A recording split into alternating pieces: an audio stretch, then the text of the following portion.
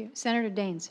Thank you, Madam Chair, Ranking Member Cantwell. Secretary Zinke, thanks for being here today, and congratulations on your first hearing before this committee since your confirmation as Secretary of the Interior. Again, the significance of your leadership at the Department to our great state of Montana cannot be overstated. I know very well that you understand the importance of achieving the balanced melody of land use. As we say out in Montana, this blend of Merle Haggard and John Denver, that melody, that blend here as we look at our public lands. I also understand the critical importance of setting priorities within spending constraints. I'm happy to see your prioritization of energy development.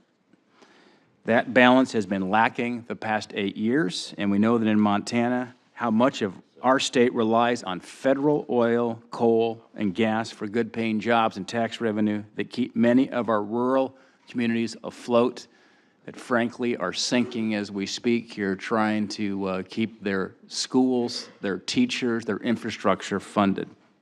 However, I remain highly concerned regarding the budget's proposed reductions in the PILT program and other revenue-sharing programs like our wildlife refuges. I was just up in your part of the state, up there in Columbia Falls recently. We had some county commissioners, Mineral County, Sanders County. We have counties in Montana that have over 90% owned by the federal government. And of course, there's no tax base there because the federal government doesn't pay taxes.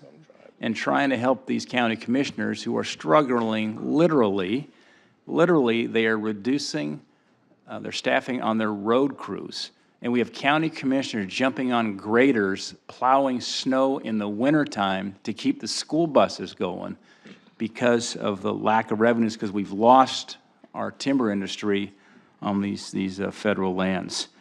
However, the PILT program, the payment in lieu of taxes, because the federal government does not pay taxes, are a lifeblood for these counties out west. And we need to improve land management, but in the meantime, we've got to provide, I believe, full funding for these programs to create certainty for our local county budgets. Today, I also want to ask you about some of these cuts to our national parks. I know you're a lifelong neighbor to Glacier National Park. I am one to Yellowstone National Park. We both know how critical our national park system is. Thank you, Mr. Secretary, for prioritizing the deferred and cyclical maintenance and construction accounts in your budget. However, the President's budget requests proposed cuts of $956,000 to Glacier and $2.5 million to Yellowstone in the operation accounts. I'm concerned as we see these national parks receiving record levels of visitation. I know we're going to be proclaiming the month of June as the Great Outdoors Month, encourage visitation, so I'm guessing we're going to see Glacier Park and Yellowstone Park as having yet another record season. I believe we do share the goal of strengthening our National Park Service for the 21st century. I share your commitment to fully addressing maintenance needs on our public lands, as you so clearly articulated in your opening statement. My question is this: as the Park Service is likely to continue receiving high visitation again this year, and we share the goal of strengthening our National Park Service, how will these cuts in operations funding help ensure the public has a sort of experience we all expect from what has been called America's best idea? Well, thank you for the question. It's always a pleasure to work with you. First on PILT. This budget includes $397 million in PILT. That is a difference from last budget, a plus $397, the discretionary side. And I can't tell you what the exact amount is going to be because the secure rural schools still has not been authorized, and it's going to be difficult to estimate until that does. But right now, it sits in this proposed budget as a 12% reduction, and as it sits right now, not knowing the uncertainty of what's going to happen with the SRS. But it is, unlike last budget, there's $397 in it, I think, which is a good start. The parks.